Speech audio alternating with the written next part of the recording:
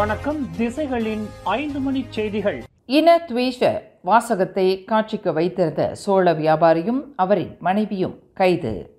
செப்பாங் குத்தவரைசானில் இனத்துவேஷ வாசகத்தை காட்சிக்கு வைத்திருந்த சோழ வியாபாரியும் அவரின் மனைவியும் கைது செய்யப்பட்டுள்ளனர். இந்தியர்களை கில்லிங் என்று பொருள் பதித்து அவர்களுக்கு சோளம் விற்கப்படாது என்று இனத்துவேஷம் செய்து சினமூட்டும் நடவடிக்கையில் ஈடுபட்ட அந்த சோழ வியாபாரியின் செயலுக்கு பல்வேறு தரப்பினர் கண்டனம் தெரிவித்தனர். மக்களின் கடும் கண்டன கணைகளுக்கு ஆளான அப்துல் அசீஸ் மூசா என்ற அந்த சோழ வியாபாரி தனது மனைவியுடன் சேர்ந்து தங்களின் இந்த செயலுக்கு வருத்தம் தெரிவித்து நேற்று பகிரங்க மன்னிப்பு கேட்டுக்கொண்டார். எனினும் இனத்துவேஷ செயலில் ஈடுபட்டதற்காக அந்த சோழ வியாபாரியையும் அவரின் மனைவியையும் செப்பாங் போலீசார் கைது செய்தனர். விசாரணைக்கு பின்னர் அந்த சோழ வியாபாரி போலீஸ் ஜாமீனில் விடுவிக்கப்பட்டார். எனினும் ஓர் இந்தோனேசியரான அந்த சோழ வியாபாரியின் மனைவிக்கு முறையான பயண ஆவணம் இல்லாததால் அவர் தடுப்பு காவலில் வைக்கப்பட்டுள்ளார்.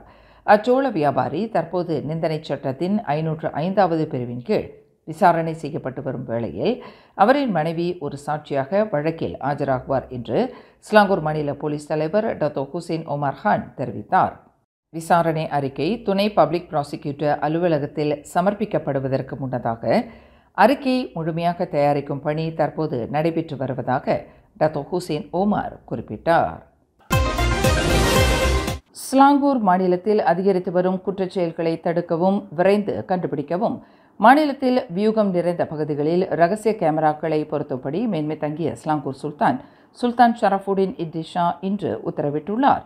ஸ்லாங்கூர் மாநிலத்தின் பாதுகாப்பை உறுதி செய்வதிலும் கண்காணிப்பு நடவடிக்கைகளை தீவிரப்படுத்துவதிலும் போலீஸ் படையினரும் தீயணைப்பு மீட்பு படையினரும் முழு வீச்சில் விழிப்பாக இருக்கும்படி சுல்தான் கேட்டுக்கொண்டார். இன்று ஷா ஆலாமில் ஸ்லாங்கூர் மாநிலத்தின் 15வது சட்டமன்றத்தின் 3வது கூட்டத்தொடரை அதிகாரப்பூர்வமாக தொடக்கி வைத்து அரசு உரை நிகழ்த்துகையில் சுல்தான் ஷரஃபுடின் இப்பரிந்துரையை முன்வைத்தார்.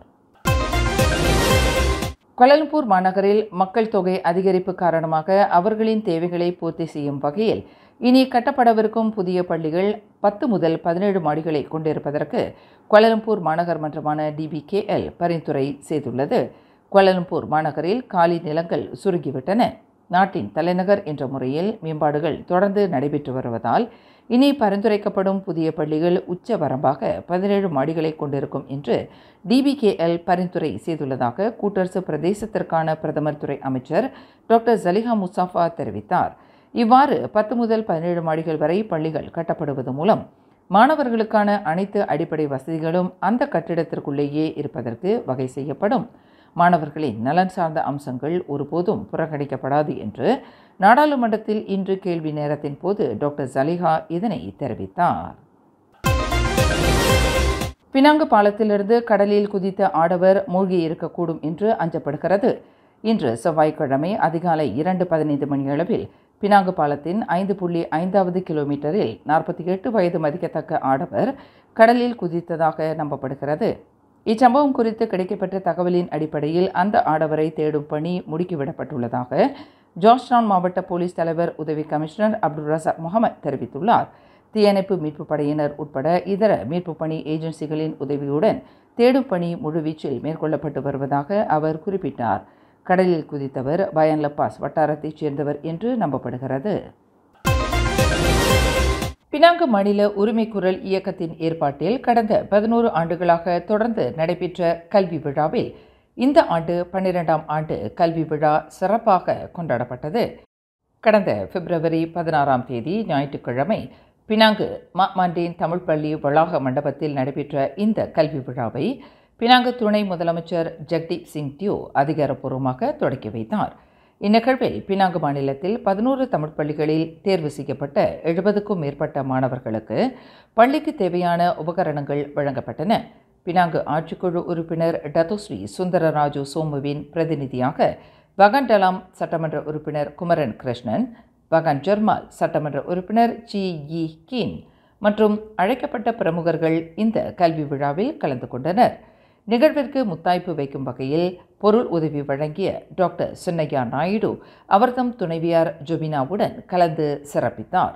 காலை 9 மணிக்கு தொடங்கி நண்பகல் 12 மணி அளவில் நிறைவு பெற்ற இந்த கல்வி விழாவில் மாணவர்களுக்கு காலை சிற்றுண்டி மற்றும் மதிய உணவு வழங்கப்பட்டது. பினாங்கு மாநில உரிமைக்குரல் இயக்கத்தின் தலைவர் க ராமன் தலைமையில் நடைபெற்ற இந்த நிகழ்வில் இயக்கத்தின் செயற்குழு உறுப்பினர்கள் மிக உறுதுணையாக இருந்து நிகழ்விற்கு சிறப்பு சேர்த்தனர். மாணவர்கள், பள்ளி தலைமை ஆசிரியர்கள், பெற்றோர் என 250க்கும் மேற்பட்டோர் நிகழ்வில் கலந்து சிறப்பித்தனர்.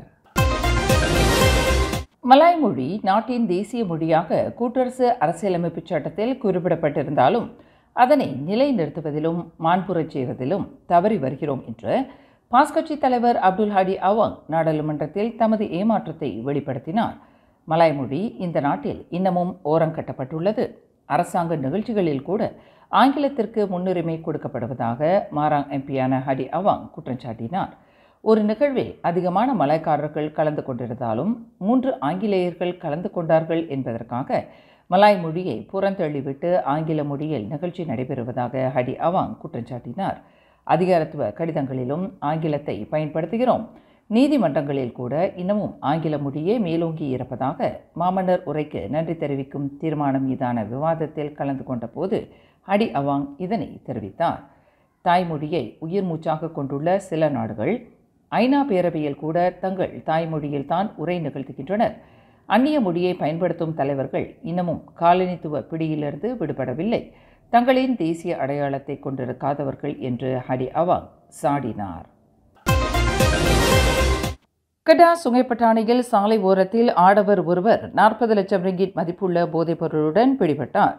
அந்த ஆடவர் தனது காரின் பூத்தில் மிகப்பெரிய அளவில் போதைப்பொருள் வைத்திருந்தது கண்டுபிடிக்கப்பட்டுள்ளது.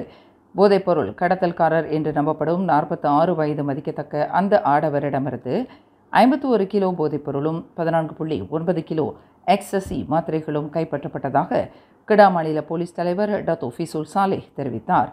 அந்த போதைப்பொருளும் போதை மாத்திரைகளும் அந்நிய சந்தையில் விற்பனை செய்வதற்காக கடத்தி வரப்பட்டிருக்கலாம் என்று பூர்வாங்க விசாரணையில் தெரிய வந்துள்ளதாக அந்த உயர் போலீஸ் அதிகாரி குறிப்பிட்டார். இன்று அலோஸ்தாரில் உள்ள கிடா மாநில போலீஸ் தலைமையகத்தில் நடைபெற்ற செய்தியாளர்கள் கூட்டத்தில் டத்தோ ஃபிசுல் சாலே இதனை தெரிவித்தார். மேலும் செய்திகளை தெரிந்து கொள்ள கீழே இருக்கும் பெல் பட்டனை அழுத்துங்கள். உங்கள் மகிழ்ச்சியை வெளிப்படுத்த லைக் மற்றும் ஷேர் செய்யுங்கள். தொடர்ந்து திசைகளோடு இணைந்திருக்க சப்ஸ்கிரைப் செய்யுங்கள்.